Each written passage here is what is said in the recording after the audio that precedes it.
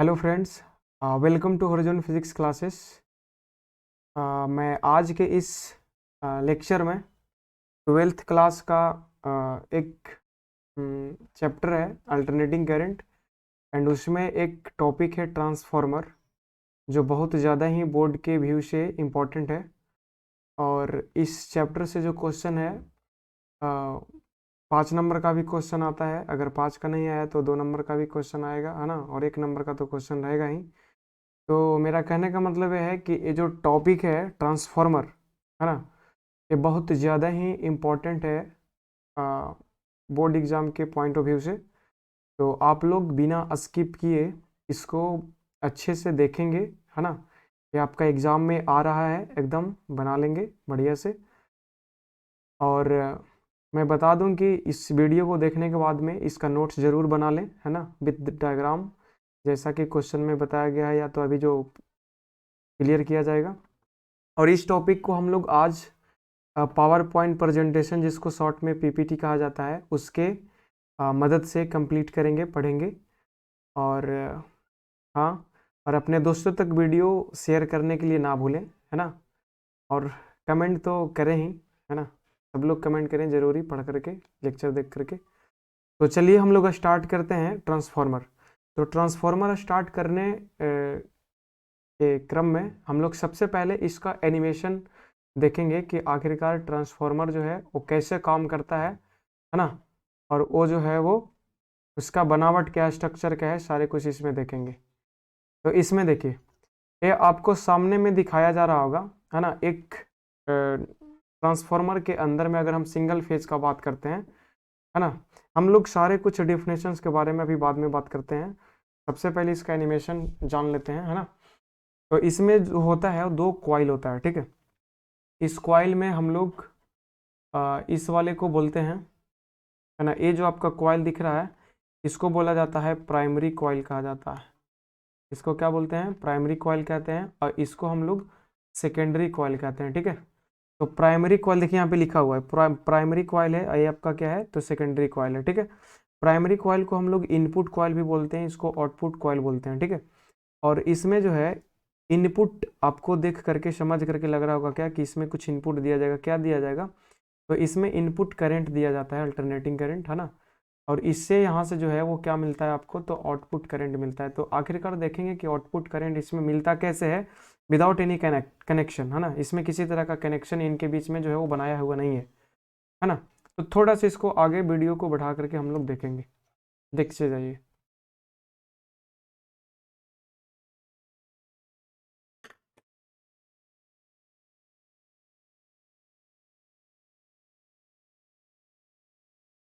ये आपका 2 कॉइल्स हो गया, है ना।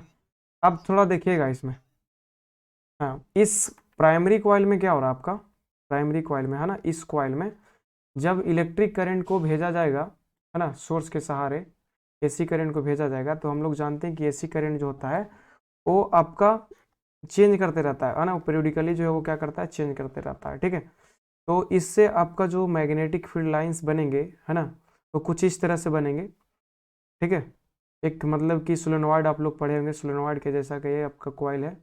और इससे जो मैग्नेटिक फील्ड लाइंस होगा, है ना, जो इस तरह से फिगर में दिखाया गया इस तरह का होगा। और जैसा कि जानने कि जब यहाँ पे करंट चेंज कर रहा है तो यहाँ पे मैग्नेटिक फील्ड चेंज करेगा। और इसके आसपास में जितने सारे भी जगह हैं जो एम्प्टी स्पेस है, वहाँ पे जो फ्लक्स लिंक करेगा, वो जो फ्लक्स होगा वो टाइम टू टाइम क्या होगा, चेंज करेगा। बिकॉज यहाँ पे मैग्नेटिक फील्ड चेंज कर रहा है इस कॉइल की वजह से। और मैग्नेटिक फील्ड कैसे चेंज कर रहा है, तो ये आपका करंट चेंज करने की वजह से ये चेंज कर रहा है, ठीक है। अब मैं थोड़ा सा वीडियो को आगे बढ़ाता हूँ। अब आप लोग को ईएमआई पढ़ाया गया होगा, इलेक्ट्रोमैग्नेटिक इंडक्शन। जो ट्रांसफार्मर है इलेक्ट्रोमैग्नेटिक इंडक्शन के बेसिस पे काम करता है ना। आपको इसमें इलेक्ट्रोमैग्नेटिक इंडक्शन में 2 पार्ट पढ़ाया गया होगा। एक जो है आपका सेल्फ इंडक्शन होता है, और दूसरा जो होता है वो क्या होता है, म्यूचुअल इंडक्शन होता है, ठीक है। तो म्यूचुअल इंडक्शन में आपको बताया गया होगा कि, ठीक है, कि एक जो है वो कॉइल होता है, और उस कॉइल में अगर करंट चेंज करे, ठीक है, तो उसके आसपास के क्षेत्र में मैग्नेटिक फील्ड चेंज होगा। और मैग्नेटिक फील्ड चेंज होने की वजह से जो किसी भी चीज में आसपास के जगह में जो फ्लक्स लिंक करेगा, है ना, वो भी फ्लक्स क्या होगा, तो चेंज होगा, ठीक है। और ईएमआई का, है ना, जो फराडे लॉ ऑफ ईएमआई है, वहां से आपको पता होगा क्या कि जब किसी भी कंडक्टर से कॉइल से जो लिंक करने वाला फ्लक्स चेंज हो तो उस कंडक्टर में या कॉइल में जो डेवलप हो जाता है या इंड्यूस हो जाता है, ईएमएफ इंड्यूस हो जाता है, ठीक है। ऐसी घटना को हम लोग क्या बोलते थे, इलेक्ट्रोमैग्नेटिक इंडक्शन कहते थे। तो इसमें जो है ना वो दो अलग अलग कॉइल पाए जाते हैं और दोनों कॉइल के बीच में जरा सा भी कॉन्टेक्ट नहीं है, ठीक है। तो एक कॉइल में, प्राइमरी कॉइल में करंट चेंज किया तो उसमें आसपास के क्षेत्रों में जो है वो मैग्नेटिक फील्ड चेंज किया, उससे मैग्नेटिक फील्ड चेंज करने की वजह से जो सेकेंडरी कॉइल में जो लिंक कर रहा है फ्लक्स, है ना, वो चेंज कर रहा है टाइम टू टाइम। और जब उससे फ्लक्स लिंक कर रहा है वो चेंज हो गया तो जाहिर सी बात है उसमें जो उसमें डेवलप हो जाएगा, क्या डेवलप हो जाएगा, करंट डेवलप हो जाएगा, ईएमएफ डेवलप हो जाएगा, ठीक है, समझे ना। इंड्यूस हो जाएगा, ईएमएफ इंड्यूस हो जाएगा सेकेंडरी कॉइल में, ठीक है। और उस सेकेंडरी कॉइल में जो ईएमएफ डेवलप हुआ, वोल्टेज डेवलप हुआ, उसी को हम लोग क्या करते हैं तो यूज करते हैं अपने जहाँ कहीं भी, जैसे घर में हम लोग यूज करते हैं या तो कहीं पे भी यूज करते हैं इलेक्ट्रिसिटी का, है ना। तो ऐसा है इसमें। जैसे एग्जाम्पल के तौर पे देखा जाए तो हम लोग के गांव में, है ना, उधर से जिसको आप लोग अपने भाषा में ट्रांसफार्मर कहते हैं, है ना, उस ट्रांसफार्मर पे वो जो है वो 11,000 वोल्ट जो है वो इधर से आता है ना। आपका जो इनपुट है, कहाँ गया वो, है ना, आपका जो इनपुट कॉइल है, आपका प्राइमरी जो कॉइल है, यहाँ पे अगर गांव में एग्जांपल है हम लोग, है ना, तो यहाँ पे जो है वो 11,000 वोल्ट आता है, ठीक है। इस ट्रांसफार्मर से जो आउटपुट मिलता है यहाँ पे वो हम लोगों को कितना मिलता है तो 220 वोल्ट मिलता है, ठीक है। तो इसमें आपका जो है ये आपका सेकेंडरी कॉइल हो गया, ये जो है आपका है ना प्राइमरी कॉइल हो गया। यहाँ पे जो काम करता है, जो इंडक्शन हो रहा है वो म्यूचुअल इंडक्शन के कारण हो रहा है, ठीक है। अब थोड़ा सा हम लोग क्या करेंगे तो वीडियो को थोड़ा सा आगे बढ़ा करके देखेंगे कि इसमें आखिरकार हो क्या रहा है, ठीक है। तब तक थोड़ा इरेज कर लीजिए ताकि वीडियो सही नजर आएगा। देखिए, हाँ, ये वीडियो जो है बहुत ही ज़्यादा ही इंफॉर्मेटिव होगा, अच्छा खासा कंटेंट इसमें डाला हुआ है। तो आप लोग इस वीडियो को स्किप ना करें, कृपया करके लास्ट तक बने रहें, ठीक है। काफ़ी अच्छा खासा अंदाज में बनाया गया है, इसको डिज़ाइन किया गया है ना, हॉरिजॉन फिजिक्स क्लासेस टीम के द्वारा। तो और हाँ, शेयर करने के लिए ना भूलें, अच्छा खासा मेहनत किया गया है। तो थोड़ा सा इसको हम ये वीडियो ऑन करते हैं, देखते रहिएगा। देखिए ये है आपका सेकेंडरी कॉइल है ना। चलिए अब जरा सी इसमें बात देखिए।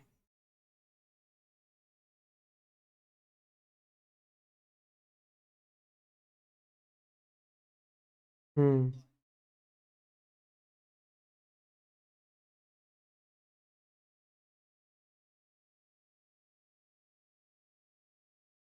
देखिए अब मज़ा आएगा इसमें। देखिए इस वाले कॉइल में जो है वो करंट बहा, इनपुट करंट दिया गया, तो यहाँ से जो है इनका फ्लक्स निर्माण हुआ। ये जो फ्लक्स से जाके इससे लिंक किया, ठीक है, इस वाले फ्लक्स, इस वाले कॉइल से जाके क्या किया है, लिंक किया फ्लक्स। अब ये जो फ्लक्स लिंक किया वो टू टाइम क्या हो रहा है, चेंज हो रहा है। और इनको चेंज होने के कारण इसमें करंट डेवलप हो गया, है ना, जो इस तरह से जो है वो क्या होगा, फ्लो होगा, ठीक है। तो ये आपका होता है, इसका वर्किंग प्रिंसिपल होता है ना, जो काम करता है जिसपे म्यूचुअल इंडक्शन पे काम करता है ट्रांसफार्मर। अब थोड़ा सा आगे में दिखाएंगे इसका ओवरव्यू एनिमेशन का। देखिए अब इसमें जो है वो दो कॉइल को सपोर्ट प्रदान करने के लिए और भी कुछ काम होता है ना।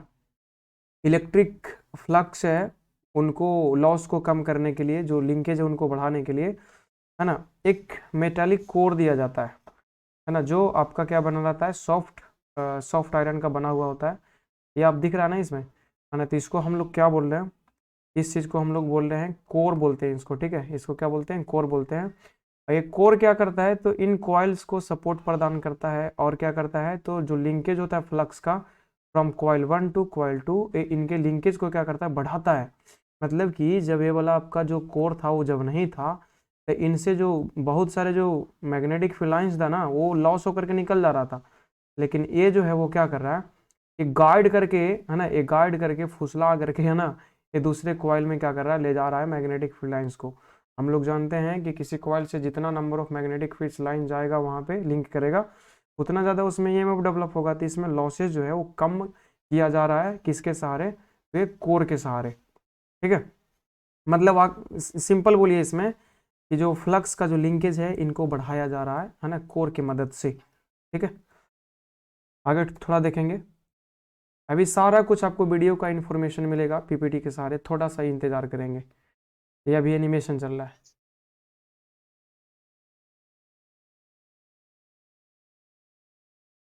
देखिए, ये जो कोर होता है ना, ये जो कोर होता है, ये आपका जैसे यहाँ पे दिखाया गया, देखिए ये जो है वो इतना मोटाई का एक जो है वो मेटल का नहीं लगाया जाता है, इसको जो है वो पत्ती के रूप में लगाया जाता है ना, पतला पतला पतला पतला जो पत्ती है ना, इस तरह से इसको लगाया जाता है ना, ताकि इसमें जो लॉसेस होगा, है ना, हम लोग जानते हैं क्या कि अगर किसी भी कंडक्टर में मैग्नेटिक फ्लक्स चेंज करता हो, है ना, चेंज करता हो, तो उसमें जो है वो एडी करंट डेवलप होगा। तो कहने का मतलब कि ये जो है ये फ्लक्स का लिंकेज तो कर ही रहा था सेकंड कॉइल के साथ में, लेकिन इस कंडक्टर से, है ना, इस कोर से पास करते हुए जो फ्लक्स पास किया है या तो फिर मैग्नेटिक फिश लाइन पास किया है ना, इसमें आपका भी क्या डेवलप हो गया है, तो ईडी करंट डेवलप हो गया है। अब ये जो ईडी करंट है वो क्या चाहेगा कि हम लोग जो मेन सप्लाई करंट है उसको क्या करेगा, वो विरोध करेगा। ठीक है, यहाँ पे कुछ इसके वजह से थोड़ा लॉसेस भी होता है, जैसे हम लोग जानते हैं अगर किसी चीज़ का कुछ बेनिफिट है तो उसका थोड़ा लॉस भी होता है। ठीक है, तो यहाँ पे भी वही चीज़ है, तो इसके वजह से कोर लॉसेस होता है, जिसको हम लोग आयरन लॉस भी कहते हैं, जो अभी बाद में पढ़ाया जाएगा आपको। ठीक है, बात समझ में आ गया। चलिए आगे में फिर से इसको बताया जाएगा। तो ये जो है तो एक स्ट्रिप के रूप में पाया जाता है, छोटे पतले पतले पत्ती या तो स्ट्रिप के रूप में पाया जाता है, ताकि जो लॉसेस हो वो क्या हो, कम हो। बिकॉज हम लोग जानते हैं कि अगर किसी मेटल के जितना बड़ा कोर सेक्शन से पास करेगा, मतलब जो लिंक करेगा फ्लक्स, उतना ज़्यादा उसमें करंट डेवलप होगा, और उतना डेवलप होने के कारण कोर में जो डेवलप करंट हो रहा है eddy current, that is not useful, वो हीट होगा, वो बर्बादी होगा। ठीक है, तो आपको कोर में करंट को डेवलप नहीं होने देना है ना। तो इस चीज़ को बचने के लिए हम लोग क्या करते हैं, तो पतले पतले पत्ती का निर्माण, पत्ती का हम लोग यूज करते हैं वहाँ पे। ठीक है, आगे बढ़िए थोड़ा सा।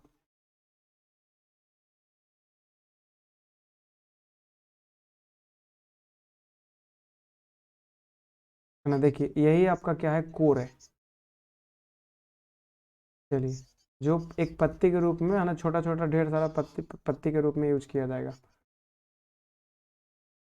चलिए, तो ये हो गया आपका ओवरव्यू हो गया। ठीक है, अब हम लोग चलते हैं कहाँ पे, तो अब हम लोग चलते हैं अपना, है ना, अपना जो पीडीएफ है या तो फिर पीपीटी मानिए, जो मानिए, है ना, उसमें चलते हैं अपन लोग। जरा देखिए, थोड़ा सा संभालना होगा।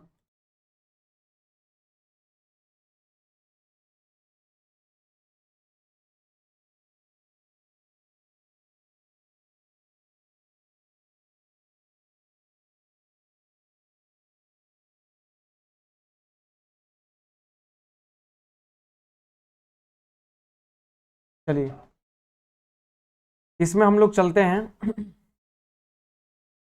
देखिए, इसमें हम लोग स्टार्ट करते हैं कहाँ से, एकदम स्टार्टिंग से। ठीक है, तो हम लोगों को इसमें पढ़ना क्या है, तो ट्रांसफार्मर के बारे में पढ़ना है। ठीक है, इसके बारे में पढ़ना है, थोड़ा सा सिलेक्शन कर लेने दीजिए।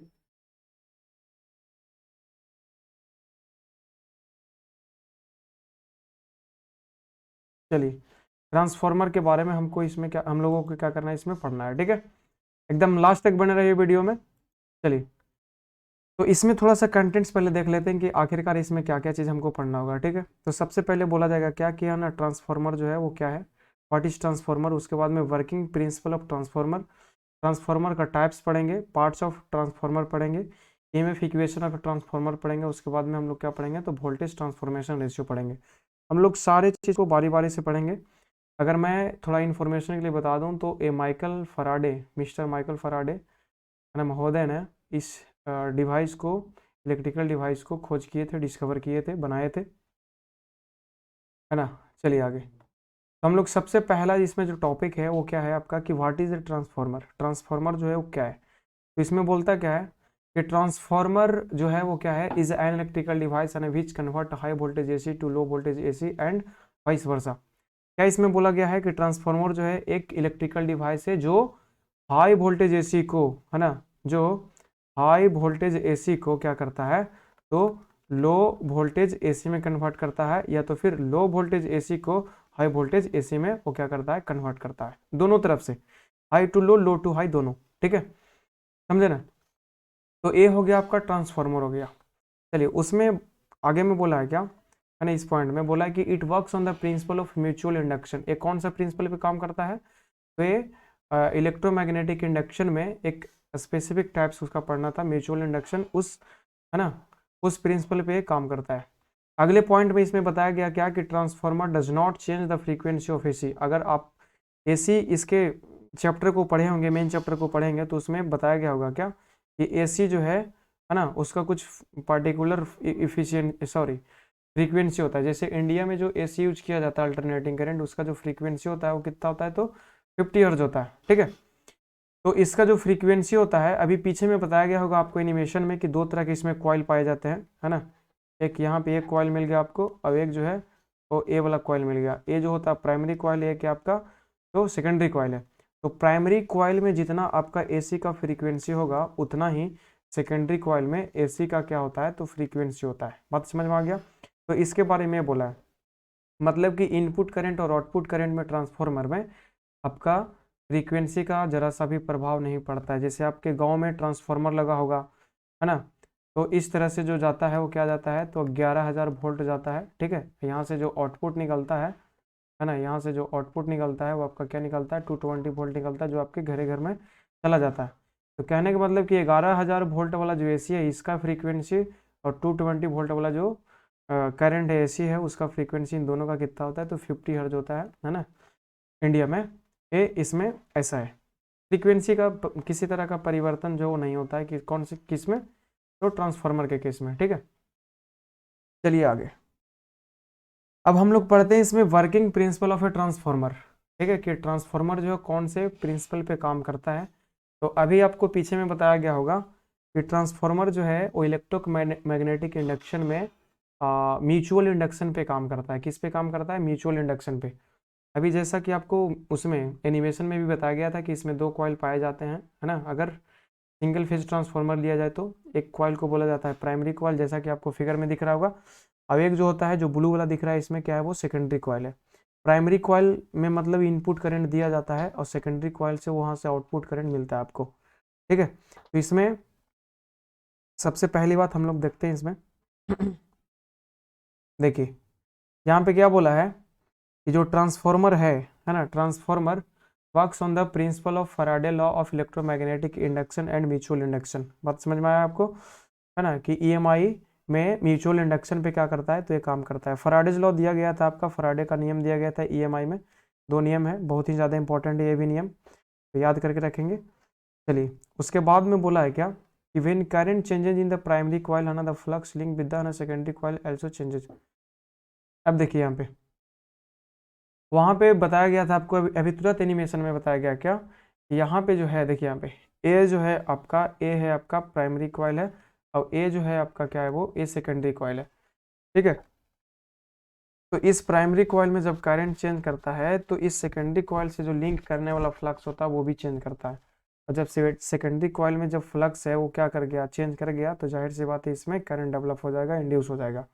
और ये जो इंड्यूस हुआ हुआ करंट रहता है, ये हमको क्या मिलता है, आउटपुट के रूप में मिलता है, यूज करने के लिए मिलता है, ठीक है।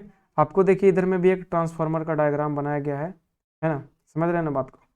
तो इसका यूज हम लोग आगे में करेंगे। तो चलिए, तो समझ गए ना बात को। इसमें क्या होता है, तो प्राइमरी कॉइल में जब करंट चेंज करता है, तो इसको चेंज करने की वजह से आसपास में मैग्नेटिक फील्ड चेंज किया एक पार्टिकुलर पॉइंट पे, और जब मैग्नेटिक फील्ड चेंज करेगा तो फ्लक्स चेंज करेगा। तो फ्लक्स जब चेंज कर गया किसी कॉइल में, सेकेंडरी कॉइल में, तो यहाँ पे क्या डेवलप हो जाएगा, तो EMI develop sorry EMF develop हो जाएगा, वोल्टेज डेवलप हो जाएगा सेकेंडरी कॉइल में, जो आउटपुट हम लोगों को मिलेगा। इसमें देखिए, इसमें तीसरा पॉइंट क्या बोला है इसमें, है ना, कि this change in magnetic flux induces an EMF in the secondary coil and finally output EMF is obtained. बात समझ में आया। बोला क्या कि प्राइमरी कॉइल में, है ना, प्राइमरी कॉइल में जो करंट चेंज किया, है ना, इसको चेंज करने की वजह से सेकेंडरी कॉइल में लिंक करने वाला फ्लक्स वो चेंज कर गया। वो फ्लक्स चेंज कर जाने के बाद में आपको पता होगा, बताए थे फराडे फराडे महोदय ने, कि जो ईएमएफ होता है वो minus D phi divided by D T के बराबर होता है, ठीक है। बहुत बढ़िया, है ना। तो यहाँ से जब ईएमएफ सॉरी फ्लक्स जब चेंज करेगा, तो यहाँ पे ईएमएफ क्या हो जाएगा, डेवलप हो जाएगा। तो वो जो ये जो चीज़ मिलेगा आपको, क्या मिलेगा, तो आउटपुट के रूप में मिलेगा, ठीक है। तो ये आपका हो गया, इसका काम करने का ढंग हो गया, सिद्धांत हो गया। चलिए अब थोड़ा सा हम आगे देखेंगे क्या। तो टाइप्स ऑफ ए ट्रांसफॉर्मर है ना, ट्रांसफॉर्मर का कितना टाइप होता है, तो इसका जनरली जो है वो दो टाइप होता है। ये वोल्टेज लेवल पे हम लोग क्या करते हैं, इसको क्लासिफाई करते हैं। ठीक है, बोला कि there are two types of transformer and which are given below. थोड़ा सा हम ऊपर ले जाएंगे आपको फिगर में। देखिए ये जो आपको फिगर दिख रहा है ना, ये जो फिगर आप देख रहे हैं प्राइमरी कॉइल और सेकेंडरी कॉइल का फिगर है ना, इसमें देखिए ये जो कॉइल है उसमें मान लीजिए क्या कि इस प्राइमरी कॉइल में जो नंबर ऑफ टर्न्स है तार का है ना, ये मान लीजिए कितना एन पी है, और इसमें जो है वो कितना है तो एन एस है। ठीक है, तो N P is the number of turns in primary coil and this is N S क्या है आपका, तो this is the number of turns in secondary coil. ठीक है, अब थोड़ा सा हम नीचे आते हैं अपने लाइन पे। देखिए यहाँ पे इसमें क्या बोला है कि इसमें जो ट्रांसफॉर्मर है वो मुख्य रूप से दो तरह का पाए जाते हैं। एक है तुम्हारा आपका क्या है, तो स्टेप अप है ना, एक क्या है स्टेप अप ट्रांसफॉर्मर है। तो स्टेप अप ट्रांसफॉर्मर में क्या होता है ना कि ये जो ट्रांसफॉर्मर होता है ये it converts low AC voltage into high AC voltage. देखिए यहाँ पे इसका नाम में ही लिखा हुआ है स्टेप अप, मतलब कि ये हाई वैल्यू को क्या करेगा, ये आउटपुट देगा। तो इसमें क्या बोला डेफिनेशन में कि इस तरह का जो ट्रांसफॉर्मर होता है स्टेप अप वाला, वो लो वोल्टेज एसी को क्या करता है, हाई वोल्टेज एसी में कन्वर्ट कर देता है ना। लो वोल्टेज से क्या कन्वर्ट कर देता है, तो हाई वोल्टेज एसी में क्या कर देता है, तो कन्वर्ट कर देता है। ठीक है, अच्छा ये चीज़ जो है पॉसिबल कब है, तो ये चीज़ पॉसिबल जो है वो कब है, तो अगर आउटपुट वाला कॉइल में, आउटपुट वाला क्या है तो क्या सेकेंडरी कॉइल में, सेकेंडरी कॉइल में नंबर ऑफ टर्न्स जो है ज़्यादा हो जाएगा है ना, number of turns in primary coil. याद रखिएगा ठीक है, कि अगर आपको आउटपुट ज़्यादा चाहिए, स्टेप अप करना होगा, तो आपको सेकेंडरी कॉइल में नंबर ऑफ टर्न्स जो है वो ज़्यादा देना पड़ेगा है ना, as compare with the number of turns in primary coil. बात समझ में आ गया। ठीक है, इसको याद करके रखेंगे। और दूसरा जो इसका पार्ट है ना, इसका जो सेकेंड पार्ट है वो क्या है, तो स्टेप डाउन ट्रांसफॉर्मर है ना। तो स्टेप डाउन का मतलब क्या होता है कि वोल्टेज को गिरा देना, डाउन कर देना। तो ये जो है वो हाई वोल्टेज एसी को क्या करेगा, तो लो वोल्टेज एसी में कन्वर्ट कर देगा। देखिए क्या बोला, it converts high AC voltage into low AC voltage. ठीक है, उसके बाद में क्या बोला है कि इट इज यूज्ड इन, अच्छा देखिए यहाँ पे एक चीज यहाँ पे छूट रहा था बात, कि स्टेप अप ट्रांसफार्मर को हम लोग कहाँ पे यूज करते हैं, स्टेप अप ट्रांसफार्मर को मतलब कि वह कौन, मतलब कि कैसा जगह पे एक ट्रांसफार्मर को यूज किया जाता है जहाँ पे हम लोगों को वोल्टेज को बढ़ाना रहता है। तो ये जो ट्रांसफार्मर है वो पावर जनरेटिंग प्लांट के पास में यूज किया जाता है। जैसे में आपका हो गया क्या, जैसे में कोई डैम हो गया और डैम के पास में टरबाइन वगैरह को लगा करके पावर जनरेट किया जा रहा है, तो वहाँ पे जो है ना वो क्या होता है, तो लो वोल्टेज डेवलप होता है। समझे कि नहीं, क्या होता है वहाँ पे लो वोल्टेज डेवलप होता है। और लो वोल्टेज जब हम लोग सप्लाई करेंगे दूर दूर जगह जगह पे ज़्यादा सप्लाई करेंगे है ना, तो क्या होता है यहाँ पे कि देखिए एक कांस्टेंट पावर सप्लाई करने के लिए, जैसे मान लीजिए उसके पावर पास जो वोल्टेज था वो कितना था, V1 था, अब करंट कितना था, I1 था। तो मान लीजिए कि वोल्टेज जो क्या है कम है, तो इस करंट को ज़्यादा होना पड़ेगा है ना। तो हम लोग जानते हैं कि अगर ज़्यादा करंट रहा और दूर दूर तक हम उसको भेजेंगे, सप्लाई करेंगे, तो जो हीट डेवलप होगा उस करंट की वजह से, रेजिस्टेंस की वजह से, वो होता है कितना, I² होता है, तो ये ज़्यादा हो जाएगा। इसलिए क्वेश्चन में बोला जाता है कि जब कहीं पे सप्लाई किया जाता है वोल्टेज दूर दूर जगह पे, तो हम लोग उसमें हाई वोल्टेज और लो करंट को किस लिए सप्लाई किया जाता है, तो इसका कारण यही है कि यहाँ पे हम लोग लो करंट डालेंगे तब हीट लॉस जो होगा वो क्या होगा, कम होगा। अगर हाई करंट सेंड करेंगे वहाँ पे, तो यहाँ पे हीट जो होगा, लॉस जो होगा वो क्या होगा, ज़्यादा होगा। तो देखिए यहाँ पे ये लो वोल्टेज और ये क्या है, हाई करंट है। तो लो वोल्टेज हाई करंट होने के वजह से इसमें इस चीज़ को भेज दिया जाए तो लॉस ज़्यादा हो जाएगा। तो हम लोग क्या करेंगे कि लो वोल्टेज जो है उसको सबसे पहले हम लोग कन्वर्ट कर लेंगे with the help of step up transformer. तो लो वोल्टेज जो है वो क्या बन जाएगा, तो हाई वोल्टेज बन जाएगा, और क्या बन जाएगा, वो लो करंट बन जाएगा। हाई वोल्टेज लो करंट बन जाएगा। अब उस चीज़ को हम लोग क्या करेंगे, तो भेजेंगे दूर दूर जगह पे जहाँ पे आपको सब स्टेशन मिलेगा, वहाँ पे हम लोग भेजेंगे। ठीक है, तो इसका जो कारण है यही है। तो याद करेंगे कहाँ पे इस चीज़ को यूज किया जाता है, तो हम लोग पावर जनरेटिंग प्लांट के पास में इसको यूज करते हैं। ठीक है, जितने सारे भी पावर जनरेटिंग प्लांट है, चाहे वो थर्मल है, चाहे तो फिर आपका अ, पानी से निर्माण किया जा रहा है बिजली को, है ना। चलिए आगे। अब इसके बाद में है आपका क्या, स्टेप डाउन। तो स्टेप डाउन में क्या किया जाता है, तो हाई वोल्टेज से हम लोग लो वोल्टेज क्या करते हैं, तो ये किया जाता है, कन्वर्ट किया जाता है इसमें, ठीक है। अब इस ट्रांसफार्मर को हम लोग यूज करते हैं कहाँ पे, तो अपने गांव में यूज होता है, फिर उसके बाद में सब स्टेशन में यूज होता है ना। गांव में देखिएगा कि ट्रांसफार्मर लगा हुआ होगा, वो 11,000 वोल्टेज को, कितना को, 11,000 वोल्टेज को 220 वोल्ट में कन्वर्ट कर देता है, ठीक है, समझे ना। तो ये क्या हो रहा है यहाँ पे हाई वोल्टेज 11,000 है, 220 वोल्ट क्या है, तो यहाँ पे लो वोल्टेज है, तो यहाँ पे हाई से क्या कन्वर्ट हो रहा है, हाई से लो में कन्वर्ट हो रहा है, ठीक है। तो इसको हम लोग क्या बोलते हैं, स्टेप डाउन ट्रांसफार्मर कहते हैं इसको, ठीक है। चलिए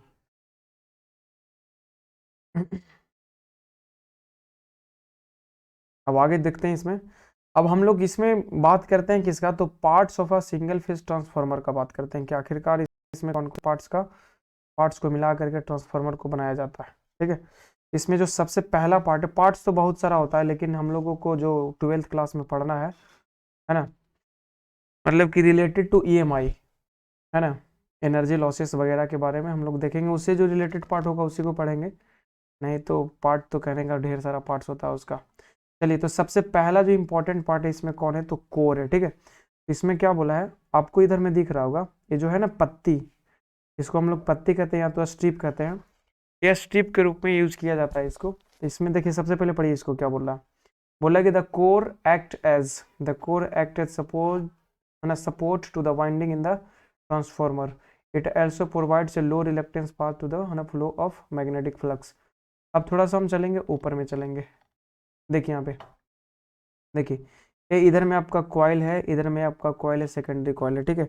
अगर इन कॉइल को ऐसे ही रख दिया जाता तो ये कोई सपोर्ट इसको नहीं दे पाता, मतलब इधर उधर वो गिरते पड़ते रहता। तो इसमें क्या हो रहा है ना, तो इसमें जो है वो एक ग्रुप ऑफ स्ट्रिप, पत्ती के रूप में इसमें क्या दे दिया गया, तो एक कोर के रूप में इसको बना दिया गया, ठीक है। मिला मिला करके इसमें कोर बना दिया गया। ये जो कोर है वो क्या कर रहा है, तो सबसे पहले तो एक कॉइल्स को क्या कर रहा है, सपोर्ट कर रहा है कि हाँ भाई ऐसे आपको रहना है, ऐसे ही रहना है, ठीक है।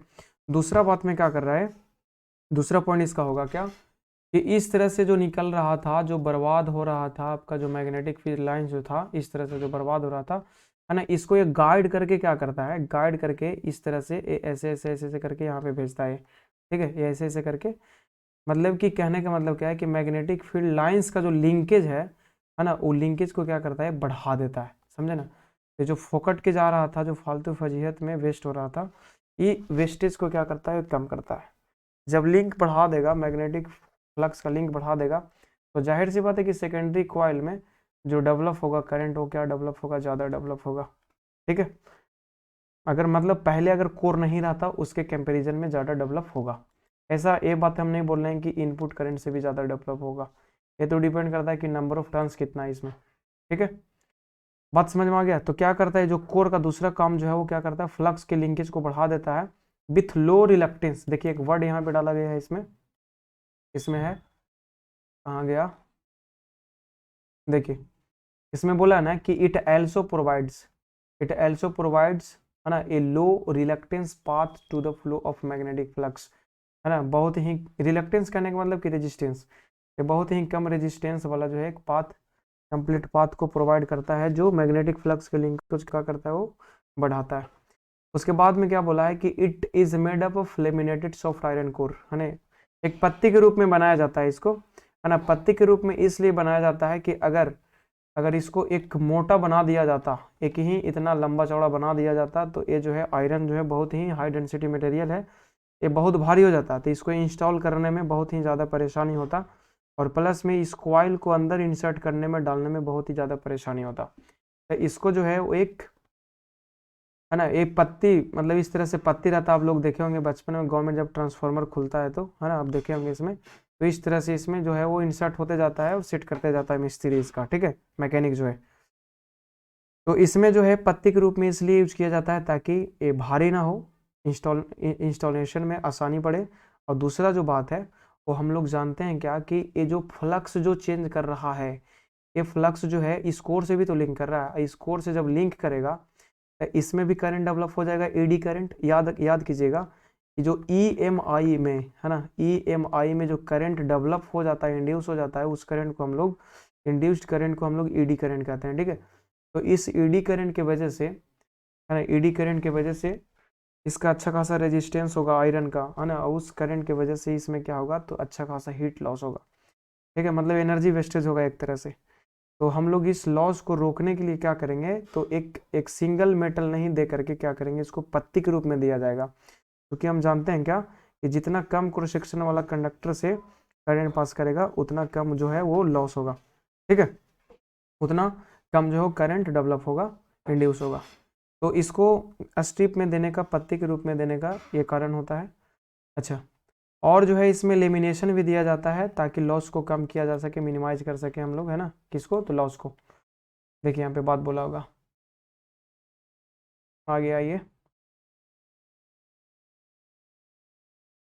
देखिए क्या बोला है ना, it is made up of laminated, देखिए यहाँ पे लेमिनेटेड है, लेमिनेटेड, लेमिनेटेड मतलब कि उस पर लेमिनेशन चढ़ा होता है, लेमिनेशन चढ़ा होता है ताकि वो कंडक्ट ना करे दूसरे से जाके, वो टकराए नहीं, शॉर्ट सर्किट ना हो।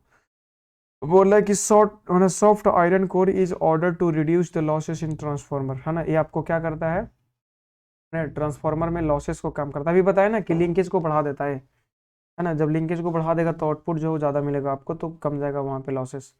द फैक्टर सच एज, है ना, ऑपरेटिंग वोल्टेज, करंट, है ना, पावर एटी से डिसाइड द कोर कंपोजिशन। बात समझ में आया आपको, इसमें क्या बोला है, कौन कौन सा फैक्टर देखिए यहाँ पे, ऑपरेटिंग वोल्टेज है आपका, करंट है, पावर है, इन सारे चीज़ जो है, तीन फैक्टर जो है ना, वो क्या करता है, तो कोर के कंपोजिशन को क्या करता है, तो डिसाइड करता है। जैसे कोई ज़रूरी नहीं है कि कोर जो है वो सॉफ्ट आयरन का ही बनाया जाए, है इसमें कुछ सिलिकन वगैरह भी ऐड करके कुछ बनाया जाता है, तो डिपेंड करता है कि रिक्वायरमेंट कैसा है, ठीक है। तो जब सिलिकन इसमें ऐड किया जाता है तो इसमें लॉसेज जो होता है, ईडी करंट की वजह से जो लॉसेस होता है वो और भी कम जाता है, ठीक है। उसके बाद में आता है वाइंडिंग, वाइंडिंग कहने का मतलब ये जो आपका कॉइल है ना, वो उसके उसके बारे में बोला जा रहा है, ठीक है। तो ये जो वाइंडिंग है, इसी को हम लोग क्या बोल रहे हैं, तो वाइंडिंग कह रहे हैं, क्या बोल रहे हैं इसको, वाइंडिंग बोल रहे हैं। देखिए यहाँ पे भी घेरा ऐसे करके मारा गया होगा, गोल गोल गोल गोल करके मारा गया होगा, है ना, तो इसको हम लोग वाइंडिंग बोल रहे हैं।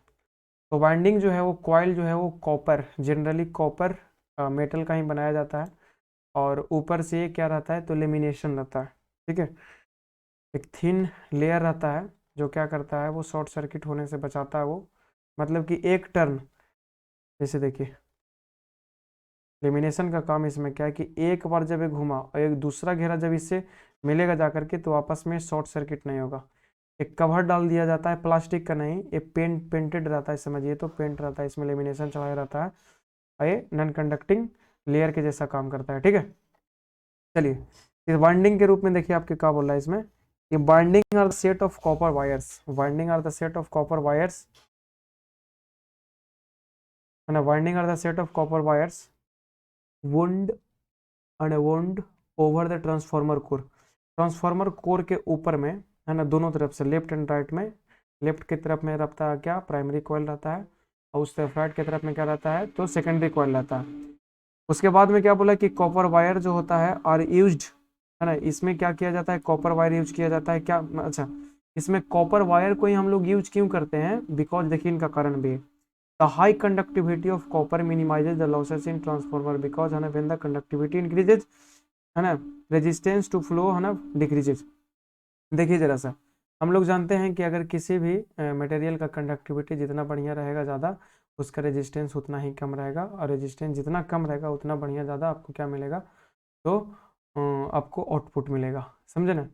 हम लोग जानते हैं कि एच जो होता है वो आई स्क्वायर आर टी के बराबर होता है, तो जब रेजिस्टेंस आप ज़्यादा रखेंगे तो हीट भी ज़्यादा लॉस होगा, हीट लॉस करना तो अपना मोटो नहीं है ना, हमको तो करंट चाहिए ना, आप लोगों को क्या चाहिए, करंट चाहिए, तो हीट बर्बाद ना, हीट जो है, हीट लॉस हमको क्या है, हम लोगों को नहीं करवाना है।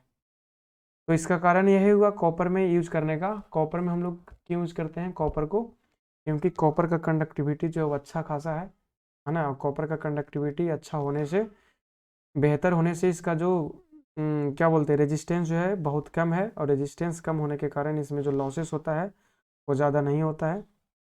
चलिए, अब जो है आगे में कुछ और भी पॉइंट है, जैसे मैं बोला है कि एक और कारण है कि कॉपर का क्यों यूज करते हैं, बोल रहा है कि the high ductility of copper is property of metal that allow it to be made, हाँ, इनटू वेरी थिन वायर्स। देखिए आगे में आप जब पढ़ेंगे आगे में जाकर के ट्रांसफॉर्मेशन रेशियो, तो उसमें बताया गया है कि अगर जितना ज़्यादा नंबर ऑफ टर्न्स रहता है उसका आपको बेनिफिट मिलता है। ठीक है, तो इसमें बोल रहा है कि कॉपर का जो आपका डक्टिलिटी है, डक्टिलिटी समझ में आता है? डक्टिलिटी का मतलब क्या होता है? डक्टाइल मतलब कि कितना आप उसको पतला बना सकते हो, है ना। उसको हिंदी में कुछ बोला जाता है, डक्टाइल कहने का मतलब कि उसको पतला से पतला। जैसे में आप सुने होंगे क्या कि 1 ग्राम जो है वो गोल्ड को, सोना को हम लोग 1 किलोमीटर या 2 किलोमीटर तक का लंबा तार खींच सकते बना सकते हैं, तो काफ़ी ज़्यादा डक्टाइल है।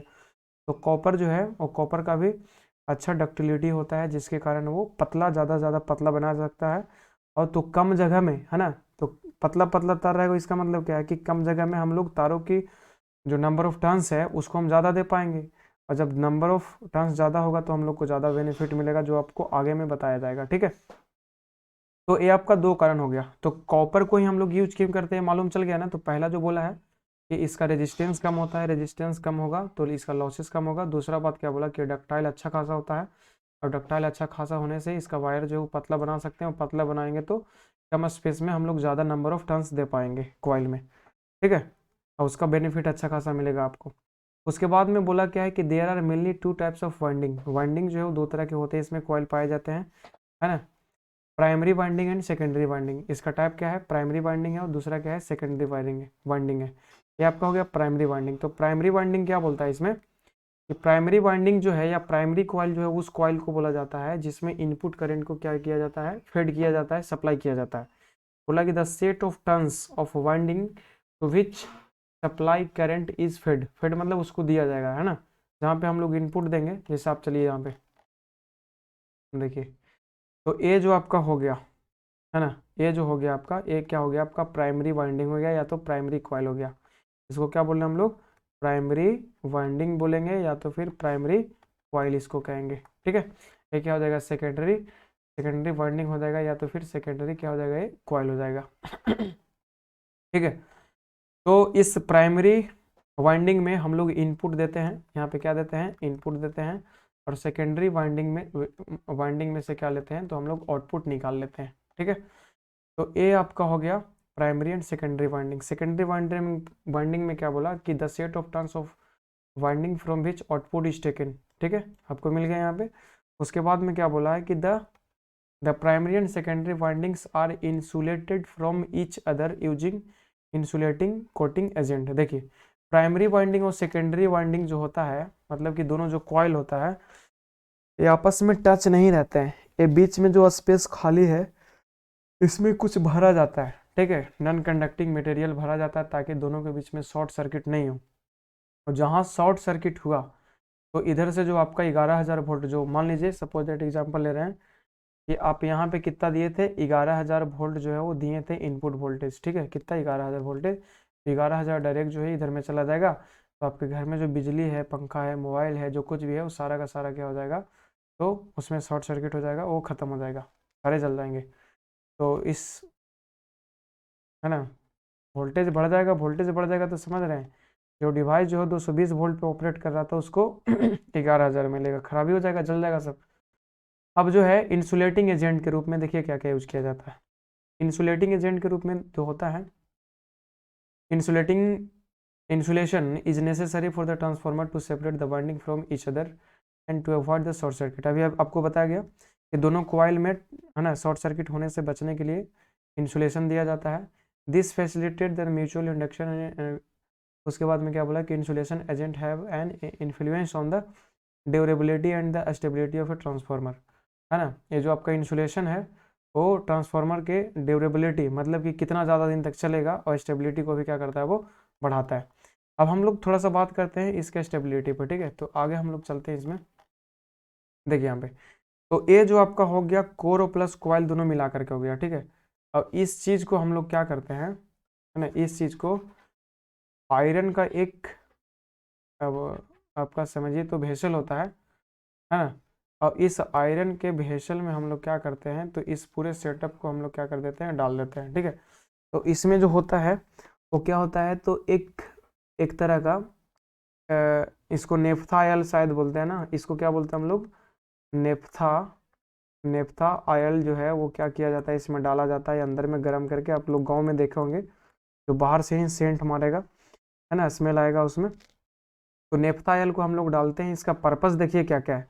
नेफ्था ऑयल जो है वो क्या करता है, तो नेफ्था ऑयल जो है वो सबसे पहले तो इंसुलेटिंग प्रोवाइड करता है, खाली स्थानों को क्या करता है वो भर देता है जा करके प्लस में। दूसरा काम क्या है इसका कि नेफ्था ऑयल जो है, यहाँ पे देखिए इस करंट जो बह रहा है वो कंडक्टर में बह रहा है, इस कंडक्टर का कुछ ना कुछ क्या है तो रेजिस्टेंस है कॉइल का। एक कॉइल में रेजिस्टेंस होने के कारण, है ना, हीट डेवलप होता है। क्या डेवलप होता है, हीट डेवलप होता है। अगर ये हीट जो है निकाला नहीं जाए, यहाँ से ट्रांसफर नहीं किया जाए, ये जो कॉपर का जो वायर आप डाले हैं, ये जो वायर है वो क्या हो जाएगा, वहीं पे मेल्ट कर जाएगा और ट्रांसफार्मर जो है वो खराब हो जाएगा। तो इस हीट को, जनरेटेड हीट को निकालने के लिए हम लोग क्या करते हैं इसमें, तो ऑयल को भर देते हैं। और ऑयल जो है वहाँ पे गर्म होगा तो नीचे से ऊपर जाएगा, है ना, ऊपर नीचे होते रहेगा। और देखिएगा कि बाहर में ट्रांसफार्मर के बाहर से, है ना, तो एक ये लगाया जाता है, कूलिंग ट्यूब रहता है इस तरह से पतला पतला करके। देखिएगा कि बाहर से जो है वो कूलिंग ट्यूब लगा हुआ रहता है। उस कूलिंग ट्यूब का काम क्या है, उसमें जो गर्म ऑयल रहता है ऊपर से नीचे गिरता है ना, वहाँ से हवा से वो ठंडा होता है।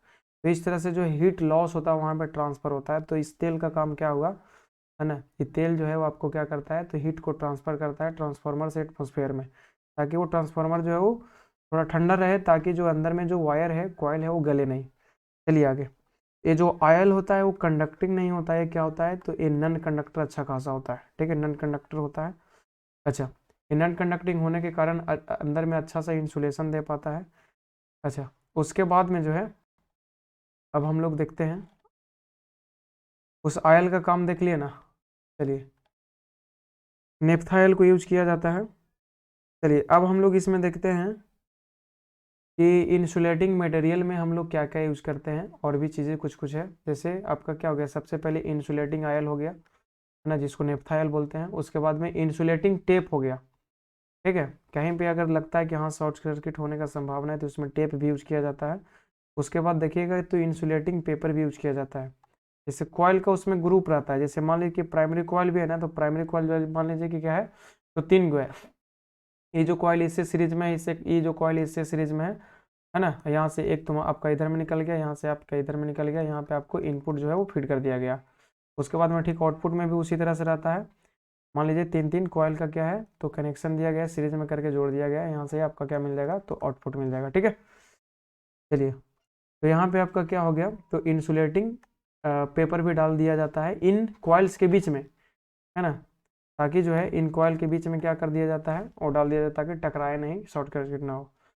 अच्छा, उसके बाद में भी कुछ कुछ चीज़ें यूज किया जाता है, would based lamination. Would based lamination कहने का मतलब, गुटका नाम सुने हो ना, गुटका मतलब खाने वाला नहीं, वो लकड़ी का गुटका, मतलब कि छोटा छोटा पार्ट जो है वो आपको दिया जाता है, ताकि ये जो आपका जो वायर है वो डायरेक्ट आगे में, जो आपका जो मेन जो मेटालिक पार्ट है, बाहर वाला जो मेटालिक पार्ट है, देखिए यहाँ पे देखिए, ये आपका जो बाहर का एक्सटर्नल जो सरफेस, देखिए इसी को फिन बोल रहे हो ना, फिन या तो कूलिंग ट्यूब इसी को बोलते हैं। ऑयल जो गर्म होकर के ऊपर से नीचे गिरता है, हवा टकराता है, ठंडा होकर के, है ना, ठंडा होकर के तेल जो नीचे जाता है, फिर से नीचे ऊपर होते रहता है, ठीक है। तो तेल का काम क्या होता है, तो कूल करना, इसको ठंडा करना। अब यहाँ से देखिए क्या होता है कि कुछ लकड़ी को भी इसमें यूज किया जाता है, ताकि, है ना, कोर और इस मेटल के बीच का जो अंदर में पार्ट हम दिखा नहीं सकते, इस तरह से मान लीजिए, देखिए, नहीं, आपका मान लीजिए कोर है, ये बाहर से जो है वो आपका क्या है, बॉडी है इसका, ठीक है। तो इनके बीच में क्या यूज किया जाता है, तो लकड़ी यूज किया जाता है, ताकि टकराए नहीं। अगर टकरा जाएगा, इसमें टच हो जाएगा, तो उसके बाद समझ रहे हैं ना, बाहर में आपका बिजली आ जाएगा, करंट आ जाएगा, कोई आदमी जा करके मतलब उसको शॉक लग जाएगा, दिक्कत हो जाएगा फिर बहुत ज़्यादा। तो इस चीज़ से, शॉक से बचने के लिए, बाहर में करंट नहीं आए, इंसुलेशन है, सारी चीज़ें दिया जाता है ना। अब हम लोग इसमें देखते हैं क्या, तो आइडियल ट्रांसफार्मर भी कुछ है इसमें। इसमें बोल रहा है कि the ideal transformer has no losses, there is no magnetic leakage flux, है ना, ohmic resistance is nets winding, है ना, आयरन लॉस। मतलब आइडियल उसी को हम लोग बोल रहे हैं जिसमें किसी तरह का लॉस वगैरह जो है वो नहीं पाया जाता, एकदम आइडियल है, बहुत बढ़िया काम कर रहा है। उसके बाद में हम लोग पढ़ेंगे EMF equation of a transformer. आप लोगों को पता होना चाहिए कि एसी जब दिया जाता है इनपुट में, तो एसी जो इस तरह से काम करता है, ठीक है, इस तरह से वो चलता है। तो आउटपुट में भी पाया जाता है वो आपको सेम फ्रीक्वेंसी का ही एसी मिलता है, ठीक है। मैग्नीट्यूड जो है इसका कम बेसी मिल सकता है, लेकिन फ्रीक्वेंसी वही रहता है। 50 हर्ट्ज दिया गया, 50 हर्ट्ज आपको मिलेगा। इसमें देखिए अब हम लोग पढ़ते हैं ट्रांसफॉर्मेशन रेशियो। क्या पढ़ते हैं? ट्रांसफॉर्मेशन रेशियो इसमें पढ़ते हैं। ट्रांसफॉर्मेशन रेशियो जो होता है वो आपका होता है, ये रेशियो है एक तरह से। ये जो है वो क्या है? रेशियो है किसका? तो it is the ratio of number of turns in secondary coil divided by number of turns in primary coil होता है। ठीक है, तो ट्रांसफॉर्मेशन रेशियो जो है आपका NS डिवाइडेड बाई NP होता है। ठीक है, जहाँ पे अब जरा से देखिए, यहाँ पे आपको इनपुट दिया गया है इस साइड में, और यहाँ पे क्या किया गया है? आउटपुट यहाँ से लिया गया है। ठीक है, ये आपका प्राइमरी कॉइल है, आपका क्या है? सेकेंडरी कॉइल है। ये जो बीच वाला पार्ट है वो आपका क्या है? कोर है। ये जो वोल्टेज अप्लाई यहाँ पे किया गया EMF वो आपका कितना है? VP है, जिसको हम क्या बोल सकते हैं? पोटेंशियल डिफरेंस या तो EMF across applied across primary coil. इसका नंबर ऑफ टर्न्स कितना है प्राइमरी कॉइल में? तो NP है। देखिए यहाँ पे बहुत सारा कुछ यहाँ पे है, जैसे VS क्या है? VS जो है वो सेकेंडरी वोल्टेज है, सेकेंडरी कॉइल का वोल्टेज है ना। NP क्या है? तो number of turns in the primary coil है। VP क्या है? तो प्राइमरी वोल्टेज है। NS क्या है? तो number of turns in secondary coil है। IS क्या है? इनपुट करंट ऑन, है ना, ऑन द सेकेंडरी कॉइल है, ऑन नहीं इन होना चाहिए। उसके बाद में IP जो क्या है? तो input current in the primary coil है।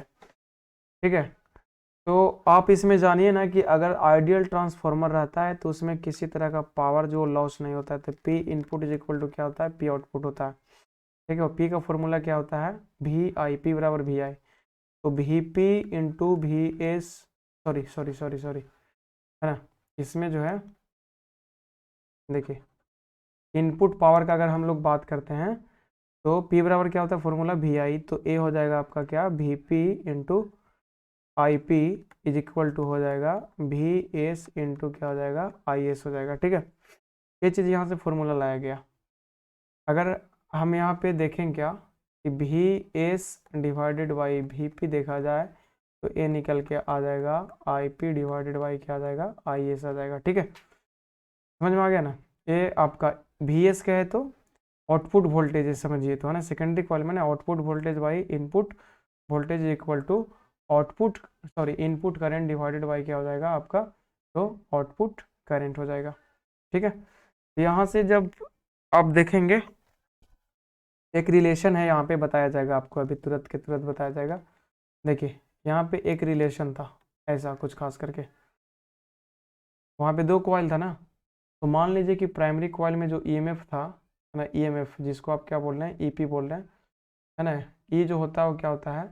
तो N into D∅ divided by DT के क्या होता है? बराबर होता है। तो मान लीजिए क्या है इसमें? प्राइमरी कॉइल में नंबर ऑफ टर्न्स कितना पाया गया था वो चीज़ें। ठीक है, आप लोग इसमें पढ़े होंगे क्या बोलता है EMI में, इलेक्ट्रोमैग्नेटिक इंडक्शन में, कि EMF जो लिंक करता था म्यूचुअल इंडक्शन से वो N into D∅ divided by DT का क्या होता था? वो बराबर होता था। ठीक है, जहाँ पे N क्या है? तो नंबर ऑफ टर्न्स है। उसी तरह से अगर ES देखा जाए सेकेंडरी कॉइल में, एक क्या हो जाएगा? NS into D∅ divided by क्या हो जाए? DT हो जाए। जब यहाँ से क्या करेंगे? दोनों को डिवाइड कीजिएगा, है ना, या तो बराबर कर लीजिए। यहाँ से आपका क्या हो जाएगा? EP divided by NP is equal to हो जाएगा ES डिवाइडेड बाई क्या हो जाएगा? NS हो जाएगा। ठीक है, और E को हम लोग क्या बोलते हैं? वोल्टेज बोल रहे हैं यहाँ पे, है ना। E को क्या बोल रहे हैं? वोल्टेज बोल रहे हैं।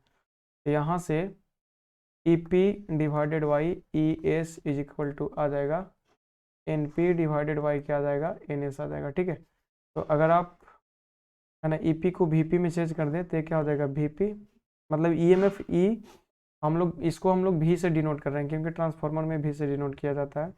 तो VP डिवाइडेड बाई क्या हो जाएगा? VS इज इक्वल टू क्या हो जाएगा यहाँ पे? तो NP डिवाइडेड बाई क्या हो जाएगा? NS हो जाएगा। जब इसको पलटा जाए, उलट दिया जाए तो क्या हो जाएगा ये? तो VS divided by VP is equal to NS divided by क्या हो जाएगा? NP हो जाएगा। अब इसी को हम लोग कहते हैं ट्रांसफॉर्मेशन रेशियो। ठीक है, ऊपर में जाकर के देखिए, तो यहाँ पे आया क्या? VS divided by VP is equal to NS divided by NP, मतलब output voltage by input voltage is equal to output number of turns divided by number of turns in input coil या तो फिर primary coil. देखिए यहाँ पे यही formula है ना। तो इन तीनों फॉर्मूलों को आप देखिए, ये तीनों टर्म इसमें शामिल किया गया है। ये क्या है, V S divided by V P is equal to I P divided by I S is equal to N S divided by N P ए। ठीक है, उसके बाद में ये चीज़ हो चुका है। उसके बाद में दो चीज़ इसमें और पढ़ना है, छोटा छोटा चीज़ इसमें क्या बोल रहा है, इसमें वोल्टेज ट्रांसफॉर्मेशन रेशियो है। ठीक है, तो वोल्टेज ट्रांसफॉर्मेशन रेशियो में होता है आपका क्या, N S divided by N P को हम लोग बोलते हैं वोल्टेज ट्रांसफॉर्मेशन रेशियो। अब करंट ट्रांसफॉर्मेशन रेशियो जो होता है वो आपका क्या हो जाता है, तो N P divided by N S होता है। बस याद कर लीजिएगा इसको, है ना। ट्रांसफॉर्मर का आपका लास्ट पेज बचा हुआ है, लास्ट पीपीटी बचा हुआ है इसमें। और इसमें हम लोग पढ़ेंगे लॉसेस पढ़ेंगे, क्या पढ़ेंगे, ट्रांसफॉर्मर में आखिरकार लॉसेस जो है मेन क्या क्या चीज़ है। ठीक है, तो पहला में बोला गया है क्या, एडी करंट लॉस, या तो फिर आयरन लॉस, इसी को बोला जाता है, जो कहाँ पे पाया जाता है, कोर में पाया जाता है, ये कोर में लॉस होता है। ठीक है, चलिए इसमें बोल रहा है क्या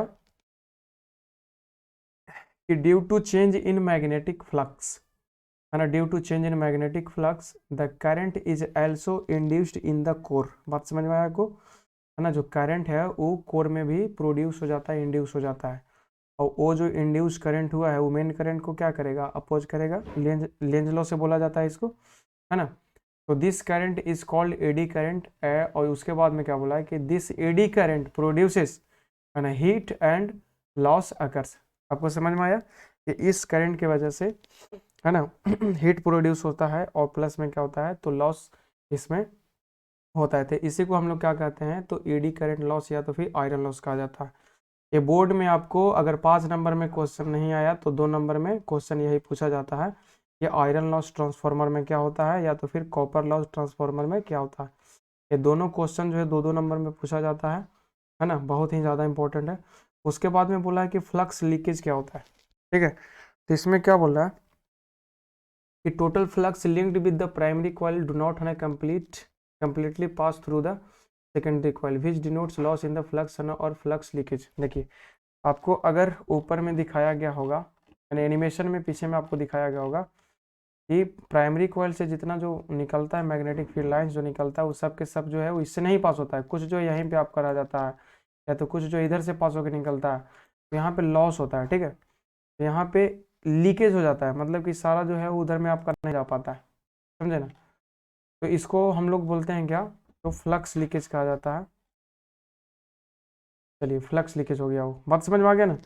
इसमें आपको बोलिएगा क्या कि प्राइमरी कॉइल से जो भी फ्लक्स निकलता है वो सेकेंडरी कॉइल में कम्प्लीटली जाके क्या होता है, लिंक नहीं करता है, जिसके वजह से कुछ जो है वो लॉस हो जाता है, लीक नहीं होने की वजह से, मतलब कि लिंक नहीं होने की वजह से, उससे नहीं जुड़ने की वजह से क्या हो जाता है, वो लॉस हो जाता है। उसी को हम लोग क्या बोलते हैं, फ्लक्स लीकेज, मतलब लीक कर गया, उससे जुड़ा नहीं, है ना।